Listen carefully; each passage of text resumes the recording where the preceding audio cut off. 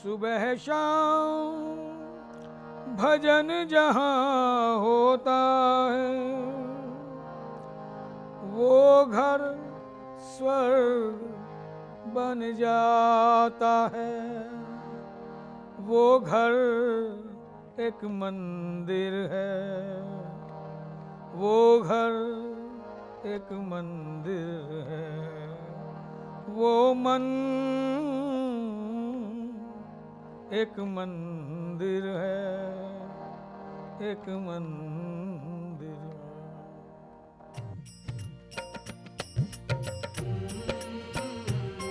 कहते हैं कि ईश्वर की बंदगी अगर संगीत के मधुर स्वरों में गाकर की जाए तो भक्ति ऐसी चरम सीमा तक पहुंच जाती है कि सुनने वालों को भी मंत्रमुग्ध कर देती है। फिर उस ईश्वर की याद में गाया हुआ हर एक शब्द उससे मिलने का मार्ग बनता दिखाई देने लगता है। कुछ ऐसा ही करिश्मा कर रहे हैं विख्यात भजन गायक विनोद अग्रवाल जी।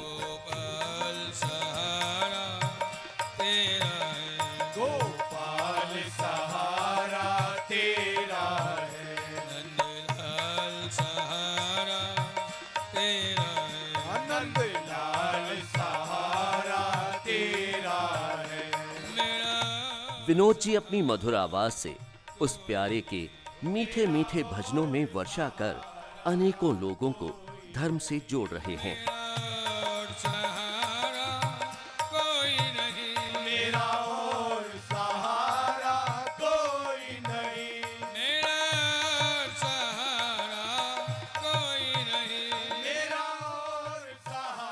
तो चलिए चलते हैं विनोद अग्रवाल जी से मिलने उनके घर।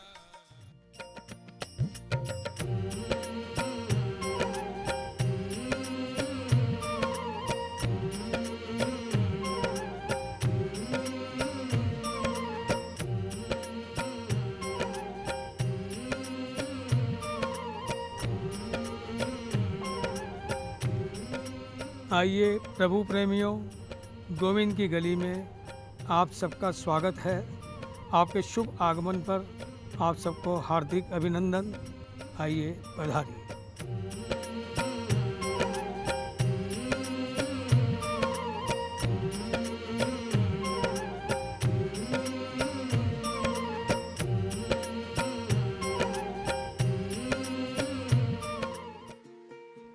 मैं विनोद अग्रवाल दिल्ली में जन्मा। 1962 से 2012 तक बम्बई में रहा। 2012 के बाद आज तक परमानेंट निवास के लिए श्री धाम वृंदावन आया हुआ हूँ। आप मेरी धर्मपत्नी अर्धांगिनी श्रीमती कुसुमलता, आप भी दिल्ली से हैं। आप भी परमानेंट मुझे साथ देने के लिए श्री धाम वृंदावन आई हुई हैं। हमारा एक लड़का है, उसकी बहू और उसके बच्चे बम्बई में ही रहते हैं। एक लड़की है, वो भी अपने पति, बच्चे, सास ससुर के साथ पूना रहती है। चूँकि मैं गुरु परंपरा में नहीं हूँ, उतना मुझ में ज्ञान या सामर्थ्य नहीं, इससे मैंने शिष्य बनाने की कभी सोची भी नहीं। मैं भी अध्यात्म पथ में एक राहगीर हूँ, पथिक हूँ। इस राह में चलता हुआ कईयों से 2 कदम आगे भी हो सकता हूँ, कईयों से 2 कदम पीछे भी हो सकता हूँ। इसलिए ना मैंने शिष्य की कभी सोची और ना ही सेवक की सभी सोची। हाँ, आप ये सभी मेरे साथी हैं जो मेरे साथ गोविंद की गली में हमेशा के लिए रहने के लिए आए हुए हैं। इनके सहयोग से मैं अपने आप को काफ़ी एक सुरक्षित भी महसूस करता हूँ और इन सब के साथ से मुझे आगे बढ़ने में भी बड़ी सुविधा मिल रही है।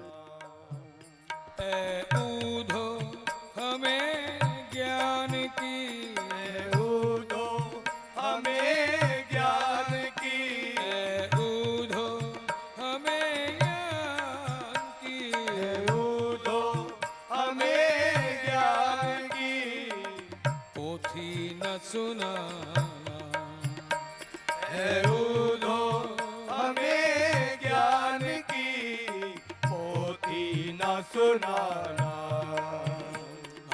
प्रेम दीवानी, प्रेम दीवाना, हम प्रेम दीवानी,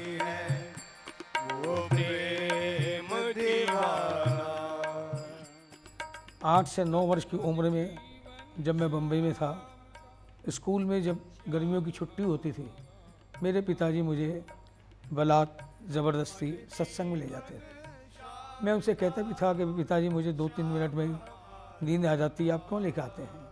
तो उनका उत्तर बहुत अच्छा था कि बेटे 2-3 मिनट तो तुम सुनते हो, मेरा काम है बीज डालना। ये बीज कब बड़े होंगे, कब ये पेड़ बनेंगे, मुझे पता नहीं, लेकिन जो काम मैं कर रहा हूँ मुझे कर देना।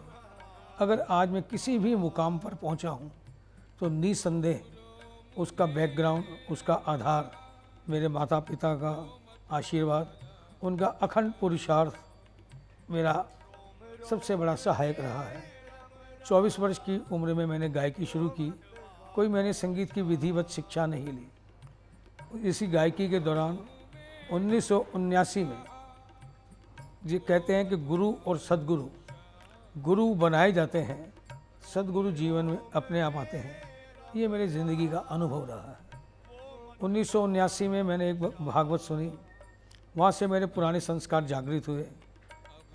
मेरी श्रद्धा, जिनसे मैंने भागवत का श्रवण किया, उनसे दीक्षा लेने का था, लेकिन पिताजी ने कहा अभी जल्दबाजी मत करो, थोड़ा इंतज़ार करो। फिर 1979 की उस घटना को मैं कभी भूल नहीं सकता कि मैंने करीब 50-60 फीट की दूरी से एक महापुरुष के दर्शन किए।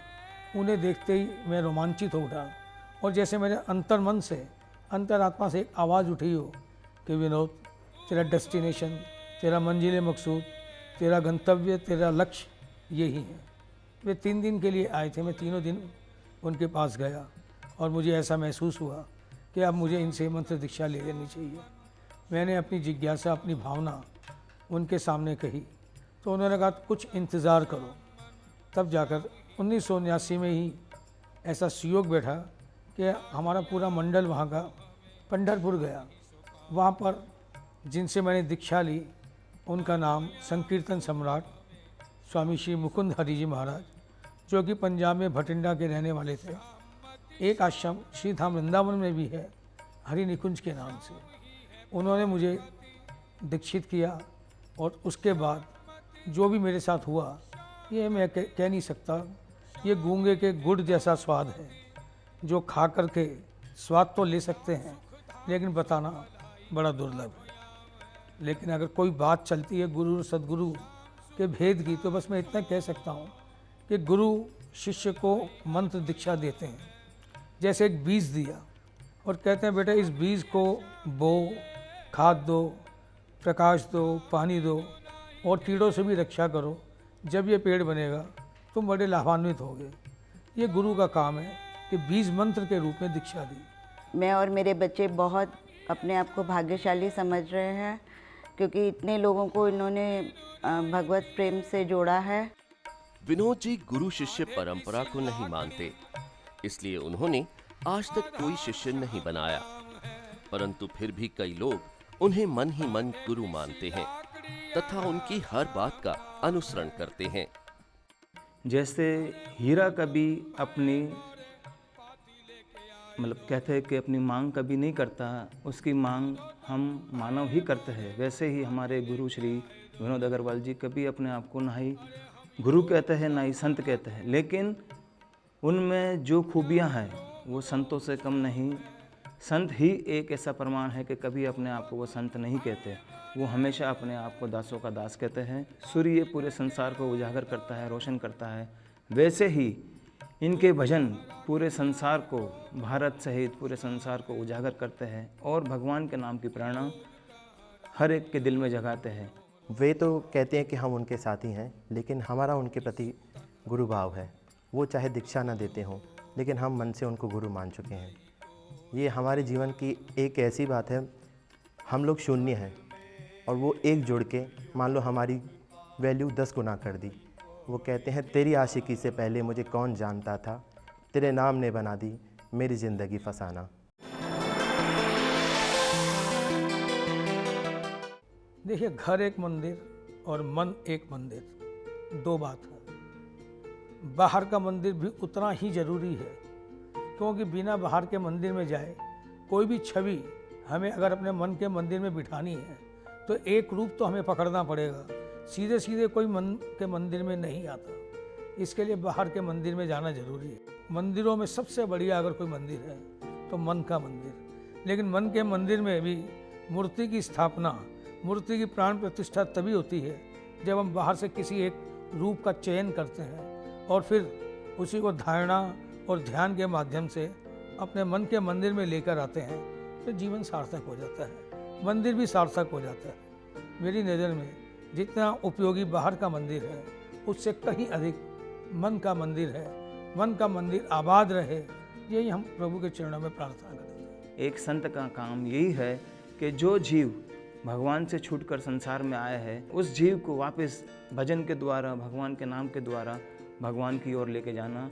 तो हमारे गुरु श्री सबको भगवान का रंग दे के वो रात रात जाग जाग कर सबको भगवान की मधुर वाणी सुना सुना कर सबको मधुर कर रहे हैं और भगवान श्री कृष्ण की ओर ला रहे हैं। नाथ में जैसो तैसो तेरो, नाथ में जैसो तैसो तेरो, राख शरण गिरधारी प्यारे, राख शरण गिरधारी प्यारे, राख शरण गिरधारी प्यारे, राख शरण गिरधारी प्यारे, तन भी तेरो मन भी तेरो, मैं चरणन को चेरो, तन भी तेरो मन भी तेरो, मैं चरणन को चेरो। विनोद जी मानते हैं कि ईश्वर सब जगह है, बस उसे देखने वाली नजर होनी चाहिए।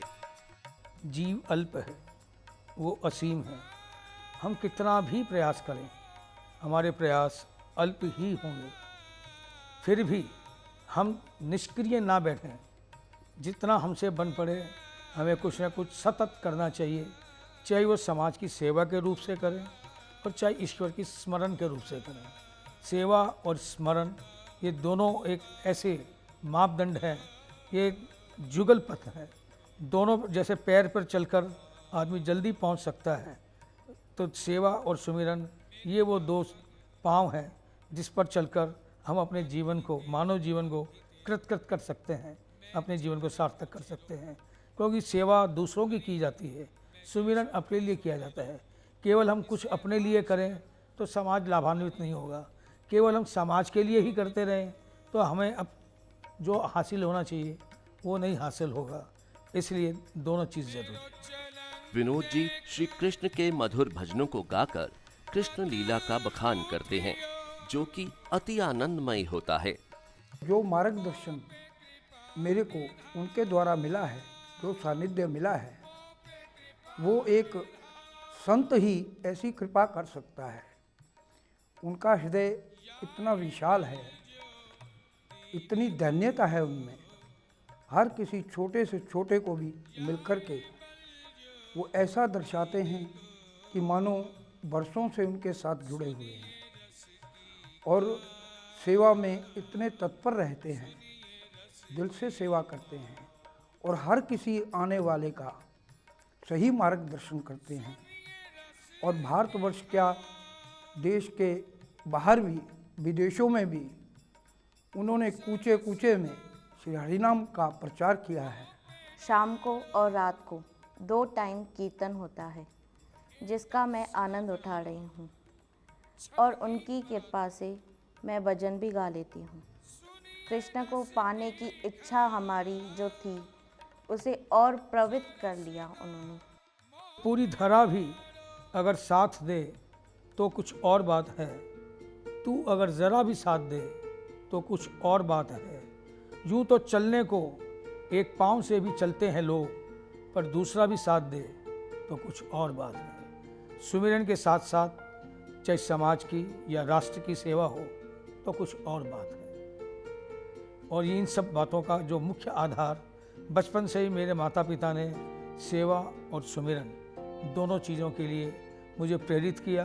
केवल प्रेरित ही नहीं किया, बहुत उन्होंने अपना अथक प्रयास करके मुझे इस चीज़ की आदत डाली कि बेटा कभी निष्क्रिय नहीं बैठना, जिंदगी में निकम्मा मत बनना, नहीं तो दोनों पथ से बहुत दूर हो जाओगे। विनोद जी आज संकीर्तन जगत के विख्यात भजन गायक हैं। विनोद जी अपने जीवन के सफर में अपनी पत्नी को पूर्ण सहयोगी मानते हैं। मुझे इनके बाहर जाने का या मेरे बच्चों को भजन के लिए जाने का कोई भी दिक्कत नहीं है। अब मैं इनके साथ हमेशा साथ में जाती हूँ भजन के लिए। जोगन बन गईया मैं तेरी रोगन बन गईया, जोगन बन गईया मैं तेरी रोगन बन गईया, मेरे जोगिया तेरी जोगन बन गईया, मेरे जोगिया मैं तेरी जोगन बन गईया, मेरे जोगिया मैं तेरी जोगन बन गईया, मेरे जोगिया मैं तेरी जोगन बन गईया, तेरा जोग लगा। ईश्वर की सत्ता है या नहीं, इस बात के लिए मेरे बचपन से ही, जिसे श्रद्धा कहते हैं, श्रद्धा रही है ईश्वर में, इसलिए उसकी सत्ता है, इस बात को लेकर ही शायद मेरा जन्म हुआ। इसलिए इस विषय में तर्क वितर्क में मैं कभी गया नहीं कि ईश्वर है या नहीं। बस श्रद्धा थी कि ईश्वर कोई है, कोई शक्ति के रूप में है, वो शक्ति किसी भी रूप में हो सकती है, और इसका मैंने कई बार अनुभव भी किया है। प्रकाश के रूप से, नाद के रूप से, अंदर अपनी ही इंद्रियों, अपनी ही मानसिक, अपनी ही बौद्धिक शक्तियों के माध्यम से उसका मैंने अनुभव किया। चेतना का प्रवाह हमारे यहाँ सबसे अधिक कहा गया है।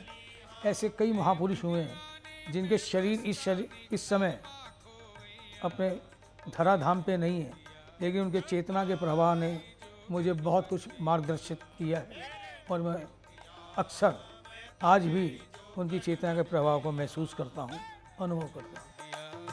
मैं तेरी जोगन बन गईया, ओ मेरे जोगिया मैं तेरी जोगन बन गईया, ओ मेरे जोगिया मैं तेरी जोगन बन गईया, ओ मेरे जोगिया मैं तेरी जोगन बन गईया, जोगन बन गईया मैं तेरी रोगन बन गईया, जोगन बन गईया मैं तेरी रोगन बन गईया, जोगन बन गईया मैं तेरी रोगन बन गईया, जोगन बन गईया मैं तेरी रोगन बन गईया, मेरे जोगिया तेरी जोगन बन गईया, ओ मेरे जोगिया मैं तेरी जोगन बन गईया।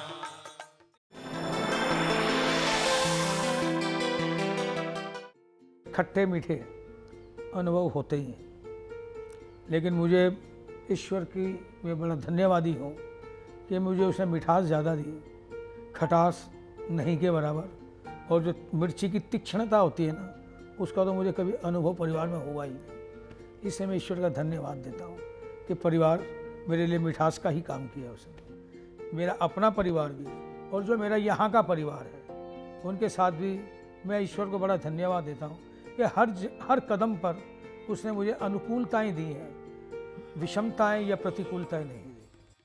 विनोद जी अपनी मधुर आवाज से लाखों लोगों को धर्म से जोड़ रहे हैं। इनके द्वारा गाए जाने वाले मधुर संकीर्तन को सुन लोग झूमने लगते हैं। कृष्ण प्यारे जय हो, दवारा नहीं हमको तुमसे किनारा, तुम मिलने का कोई बहाना बना दो, मिलने का कोई बहाना बना दो, मिलने का कोई बहाना बना दो, मिलने का कोई बहाना बना दो, इस दिल को अपना आशियाना बना लो, इस दिल को अपना आशियाना बना लो। श्री विनोद अग्रवाल जी के साथ करीब 4 साल स्टेज पर भी गाया है मैंने उनके साथ, तो एक अद्भुत अनुभव पाया है और उनके कीर्तन में इतना रस पाया है, उनका सानिध्य पाया है, उनकी कृपा पाई है। उनके जैसा स्वभाव मैंने जीवन में किसी व्यक्ति का नहीं देखा। इतना सरल और सुगम स्वभाव शायद ही जीवन में किसी और व्यक्ति का मिल पाए। कितने भी हज़ारों लोग बैठे हों, सबको बांधे रखने की कला एक उन्हीं में देखी मैंने। उस रस में न जाने कितनों को डूबते हुए देखा मैंने, उस रस का आनंद लेते हुए देखा और न जाने कितनों को ठाकुर ठाकुरानी की तरफ प्रेरित होते हुए देखा। अखियन में यमुना धार, अखियन में यमुना धार, अखियन में यमुना धार। पधारो राधा संग सरकार, पधारो राधा संग सरकार, पधारो राधा संग सरकार, पधारो राधा संग सरकार, पधारो राधा संग सरकार, पधारो राधा संग सरकार। खुले हैं मन मंदिर के द्वार, खुले हैं मन मंदिर के द्वार। पधारो राधा संग सरकार, पधारो राधा संग सरकार। इनकी केवल एक ही प्रेरणा है कि हर मानव की सेवा करना है। वो सेवा इनकी रात रात जाग जाग कर हर एक को श्री किशोरी जी का युगल वंदना, हर एक को देखकर भगवान का नाम देकर और मानव को वापसी अपने परम धाम की ओर लेके जाना, ये इनका एक महान काम है। संत बड़े परमार्थी, शीतल उनको अंग, तपस बुझावे औरन की, देके अपनो रंग। इसका मेन मायने क्या है कि जैसे बाहर एक वृक्ष खड़ा है, धूप में भी वो वहीं खड़ा रहता है, छाँव में भी वहीं खड़ा रहता है, बारिश में तूफान में वहीं खड़ा रहता है, लेकिन जो उसके नीचे होते हैं वो हमेशा आनंद लेते हैं। वैसे ही हमारे विनोद अग्रवाल जी रात रात झाग झाग कर हर प्राणी का जीवन सफल करने के लिए संगीत के द्वारा, भजन के द्वारा उनका जीव को भगवान की ओर लेके जाते हैं। जैसे देखिए सूर्य की किरण यत्र तत्र सर्वत्र सब जगह पड़ रही है समान रूप से, लेकिन हमें किसी चीज़ में आग लगानी हो तो वो केवल सूर्य की किरण उपयुक्त नहीं है। तब हम एक आतिशी शीशा मैग्नीफाइंग ग्लास लेते हैं। मैग्नीफाइंग ग्लास, मान लीजिए हमें इसमें आग लगानी है, वही सूर्य की किरण अगल बगल में पड़ रही है, लेकिन जब मैग्नीफाइंग ग्लास बीच में एक परफेक्ट एंगल पे सेट कर देते हैं, वो किरण मैग्नीफाइंग ग्लास पे पड़ती है और मैग्नीफाइंग ग्लास से जब इसके ऊपर पड़ती है तो उसकी गर्मी, एनर्जी 10 गुना बढ़ जाती है, परिणाम आग लग जाती है। ये मैग्नीफाइंग ग्लास, ये श्रीधाम वृंदावन है। खाली वृंदावन हो ऐसा नहीं, जितने भी तीर्थ स्थान हैं ऐसे संत महापुरुष भी हैं हमारी नज़र में, वो मैग्नीफाइंग ग्लास है, जहाँ जाने के बाद उसका अनुभव और 10 गुना बढ़ जाता है। यानी और भाषा में कहूँ, जिसके मन में भाव ना हो उसके मन में भाव जागृत हो जाते हैं, और जिसके मन में भाव हो उसके तो भाव में जैसे आग लग जाती है।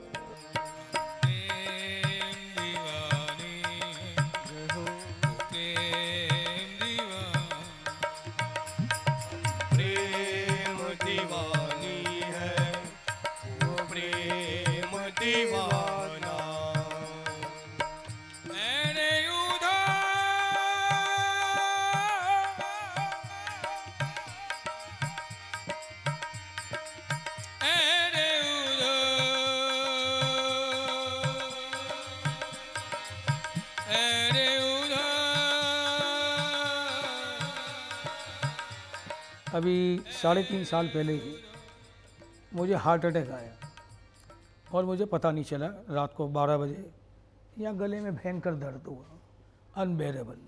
मैं समझा अभी सर्दी बैठ गई होगी गले में, लेकिन पूरी रात 1 मिनट भी नींद नहीं आई। सुबह उठकर डॉक्टर को टेलीफोन किया, उसने 2 गोलियां लिख दी, क्योंकि मेरा दूसरे दिन दिल्ली प्रोग्राम था।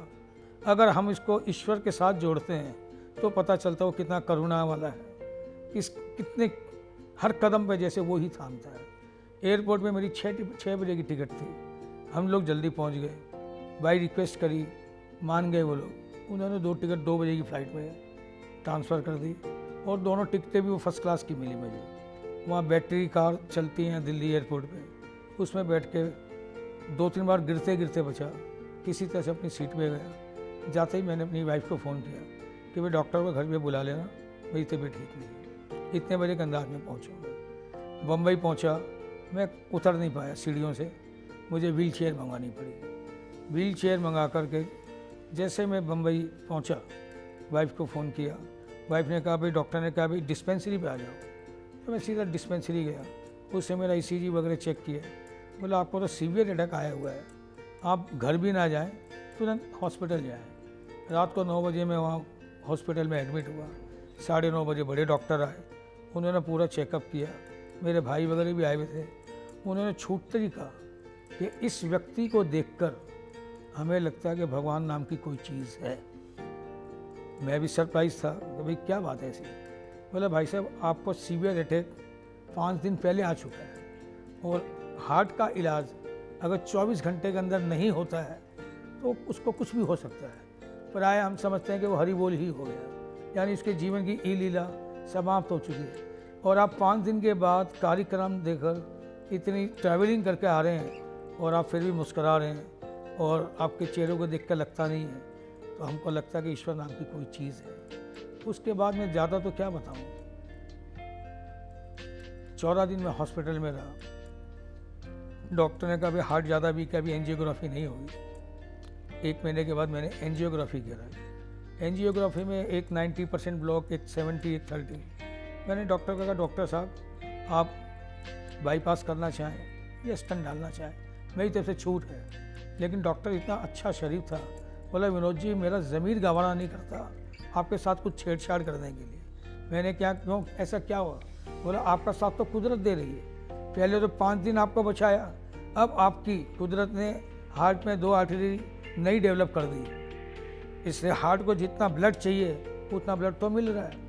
ना मुझे स्टंट डालने की ज़रूरत है, बाईपास का तो कोई मतलब ही नहीं। और ये मेरा चैलेंज है, अगर आप नॉर्मल लाइफ जिएंगे तो आपको हार्ट के लिए ना स्टंट डलवाना पड़ेगा ना बाईपास करवाना पड़ेगा। अब इससे बढ़कर ईश्वर का चमत्कार कहूँ, कृपा कहूँ, क्या कहूँ। आज 3.5 साल हो गए, मैं बिल्कुल नॉर्मल लाइफ जी रहा हूँ, तो मुझे किसी प्रकार की कोई परेशानी नहीं। जिस घर में पूजा होती है,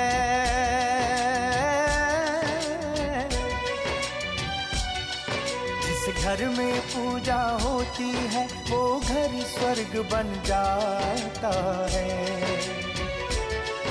हर सुबह शाम हो भजन जहाँ, हर सुबह शाम हो भजन जहाँ वो घर मंदिर बन जाता है, वो घर मंदिर बन जाता है। जब भी त्याग का प्रश्न आए, त्याग का समय आए, तो त्याग खुद करें, क्योंकि परिवार में समाज में संग्रह को लेकर लड़ाई है। त्याग करने के बाद तो सारी लड़ाइयाँ समाप्त हो जाती हैं। महाभारत को भी उठा के देख लें, अगर दुर्योधन 5 गांव दे देता तो इतना बड़ा युद्ध ना होता। इसलिए त्याग की बात आए तो हम खुद करें। सेवा की चाहना हम दूसरों से ना करें, सेवा हम दूसरों की करें और प्यार ईश्वर से करें। ये 3 बातें अगर हम अपनाते हैं तो हमारा व्यक्तिगत जीवन, पारिवारिक जीवन, सामाजिक जीवन और आध्यात्मिक जीवन, ये तीनों जीवन हमारे साथ रहते हैं। यहाँ प्यार की नदियाँ बहती हैं, हर चेहरा ये बतलाता है। यहाँ प्यार की नदियाँ बहती हैं, हर चेहरा ये बतलाता है। जिस घर में भगवान खुद रहे, जिस घर में भगवान खुद रहे वो घर मंदिर बन